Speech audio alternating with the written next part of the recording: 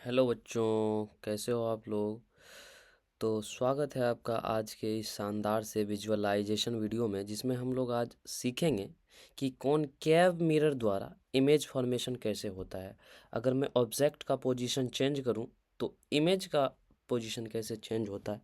तो सबसे first case में देखता हूं, जिसमें मैं क्या करता हूं कि ऑब्जेक्ट को फोकस और पोल के बीच रखता हूं। जैसा कि आप देख सकते हैं, मैंने ऑब्जेक्ट को यहाँ पे फोकस और पोल के बीच रख दिया। ये देखिए, ये वाला जो है ना, मिड पॉइंट ऑफ मिरर, इसको मैं पोल कहता हूँ, ठीक ना। पोल कहा जाता है इसे। पोल और ये फोकस दोनों के बीच जब वस्तु को रखी गई है, यहाँ पे ये ऑब्जेक्ट है, तो ये देख सकते हैं यहाँ से कि एक इंसिडेंट रे ऐसे आया और यहाँ से रिफ्लेक्ट होके इस सरफेस के थ्रू इधर आ जाएगा, फोकस से चला जाएगा। जानते हैं ना हम लोग कि प्रिंसिपल एक्सिस के पैरेलल जो लाइट रेज आती है ऐसे, यानी कि मुख्य अक्ष के समांतर जो किरणें आती हैं, वो दर्पण से परावर्तन होके इधर आ जाती है, दर्पण से परावर्तित होके इधर आ जाती है। तो इसको जब मैं इधर एक्सटेंड करूँगा तो मुझे लगेगा, यहाँ से देखने वाले किसी व्यक्ति को क्या लगेगा कि ये लाइट रे जो है ना, ये मिरर के पीछे से कहीं आ रहा है, ठीक ना। इसी टाइप से मैं यहाँ पे क्या करता हूँ कि किसी एंगल पे ऐसे करके यहाँ पे पोल पे मैं इस रे को भेज देता हूँ। तो यहाँ से जितना एंगल के साथ आया होगा, उसी एंगल के साथ ये फिर से रिफ्लेक्ट होके इधर आ जाएगा। इतना समझ आता है बात। ये भी अगर कोई व्यक्ति इधर से देखे ना, तो उसको लगेगा कि ये इनसाइड मिरर, यानी कि मिरर के अंदर से इधर से कहीं से लाइट रे जा रही है। इसको जब आगे एक्सटेंड करूंगा तो ये कहीं मिलता हुआ प्रतीत, एक्चुअल में नहीं मिल रहा लाइट रेज। एक्चुअल में तो देखिए, ये इधर भाग गया, ये इधर भाग गया, बट यहाँ पे होगा क्या, इसको जब एक्सटेंड करूंगा तो मुझे लगेगा कि यहाँ पे लाइट रेज जो है आपस में मिल जा रही हैं। और एक चीज़ और आप लोग ऑब्जर्व करिएगा कि वस्तु, ये देखिए, ये ऑब्जेक्ट है यानी कि वस्तु, और ये है उसका प्रतिबिंब, यानी कि जिसको इमेज बोलते हैं। तो जैसा ये दिखता है ठीक उसी प्रकार, मतलब सापेक्ष क्या बना, वस्तु के सापेक्ष प्रतिबिंब सीधा बना। और सीधा के साथ साथ यहाँ देख सकते हैं कि वस्तु बड़ा भी बना, यानी कि वस्तु की अपेक्षा यहाँ प्रतिबिंब क्या है, बड़ा है। तो हम कह सकते हैं कि जब वस्तु को फोकस तथा ध्रुव के बीच रखी जाए तो उसका प्रतिबिंब दर्पण के पीछे बनता है। कहाँ बनता है, दर्पण के पीछे। और दर्पण के पीछे ही बनता है, उसके साथ साथ आभासी प्रतिबिंब बनता है, जिसको वर्चुअल इमेज कह सकते हैं या काल्पनिक प्रतिबिंब भी कहा जा सकता है। और वस्तु की अपेक्षा क्या, सीधा बनता है और उससे बड़ा बनता है। इतना समझ में आता है। अब मैं क्या करता हूँ कि इस वस्तु को थोड़ा सा इधर की ओर लेके आता हूँ। तो देखिए, जैसे जैसे मैं वस्तु को इधर लेते जाऊँगा, इसका प्रतिबिंब का जो है साइज वो बढ़ते जाएगा। देखिए, अभी इतना है, अभी थोड़ा सा मैं इधर खिसकाऊंगा, देखिए बढ़ गया ना साइज। तो जैसे जैसे ध्रुव से दूर भागेगा, यानी कि फोकस की ओर बढ़ेगा, यहाँ पे प्रतिबिंब का साइज बढ़ता चला जाएगा। तो मैं क्या करता हूँ कि बढ़ाते बढ़ाते बढ़ाते मैं इसको फोकस पे ला के रख देता हूँ। अब वस्तु आ गई फोकस पे। वस्तु कहाँ रखी हुई है, एक्सेक्ट फोकस पे रखा हुआ है। तो वस्तु जब फोकस पे होता है तो क्या सिनेरियो बनता है, ध्यान से देखिए।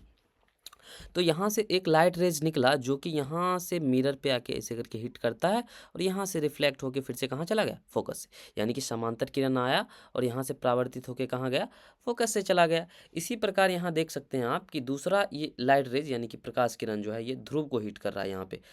तो इधर की ओर आ गया, इसको भी आगे की ओर एक्सटेंड करिए, इसको भी आगे की ओर एक्सटेंड करिए, तो ऐसा लगेगा कि ये कभी मिल ही नहीं रहा। तो जनरली हम लोग मैथमेटिक्स में डिस्कस करते हैं कि हमारा जो यूक्लिडियन ज्योमेट्री है वो क्या कहता है कि टू पैरेलल लाइंस जो होते हैं, यानी कि दो समांतर रेखाएं, वो एक सतह पे समतल में वो कभी नहीं मिलते, वो कभी नहीं मिलते हैं। उनकी बीच की दूरी क्या होती है, नियत होती है। बट एक प्रोजेक्शन ज्योमेट्री का कंसेप्ट है, जिसमें ऐसा माना जाता है कि हमारा यूनिवर्स जो है ना, वो फ्लैट नहीं है। तो कहीं ना कहीं ये जाके मिलेगा, तो ऐसा मान लेते हैं हम लोग कि ये इन्फिनिटी पे जाके मिल रहा है। कहाँ पे जाके मिल रहा है, इन्फिनिटी पे। तो इसका जो इमेज है वो कहाँ बना, इन्फिनिटी पे बना। यानी कि ये इधर बढ़ते बढ़ते बढ़ते बढ़ते इन्फिनिटी पे एक्चुअल में पहुंचा नहीं जा सकता। ये एक एजम्पशन है कि ये इन्फिनिटी पे जाके क्या हो रहा है, मिल जा रहा है। तो इसका प्रतिबिंब कहाँ बना, यानी कि वस्तु को जब फोकस पे रखेंगे तो उसका प्रतिबिंब कहाँ बनेगा, अनंत पे बनेगा, इन्फिनिटी पे बनेगा। और वस्तु की अपेक्षा बहुत बड़ा बनेगा, बहुत बड़ा, ठीक ना। उसके बाद यहाँ पे देख सकते हैं कि प्रतिबिंब नीचे कहीं बन रहा है, इसे उल्टा बन रहा है, ठीक ना।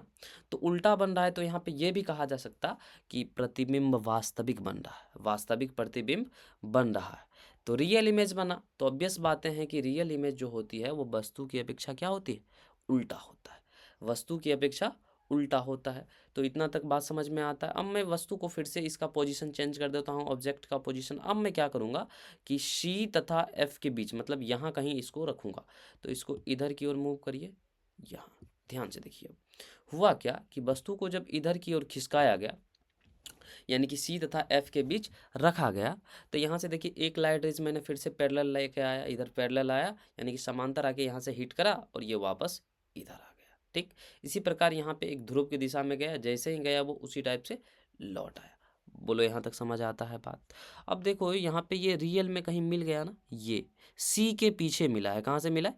ये रेडियस ऑफ कर्वेचर जो है यहाँ इसके पीछे बना है, यानी कि वक्रता केंद्र के पीछे बना। तो जब वस्तु को सी तथा एफ के बीच रखा जाए, यानी कि वक्रता केंद्र तथा फोकस के बीच रखा जाए, तो उसका प्रतिबिंब कहाँ बनता है? वक्रता केंद्र के पीछे बनता है। और यहाँ पे आप देख सकते हैं कि इसका प्रतिबिंब उल्टा भी बन रहा है। तो ऐसा कहेंगे यहाँ पे कि वस्तु की अपेक्षा प्रतिबिंब उल्टा बन रहा है। उल्टा प्रतिबिंब बना, अब वास्तव में मिल भी रहा है, तो वास्तविक प्रतिबिंब बना, उल्टा बना। और वस्तु की अपेक्षा देख सकते हैं ये क्या है?